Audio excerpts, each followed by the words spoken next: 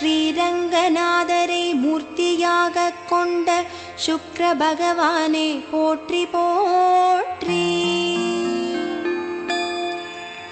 பிருகுமா முனிவருக்கும் புலோமசைக்கும் புதல்வனாய் அவதரித்தவனே போற்றி.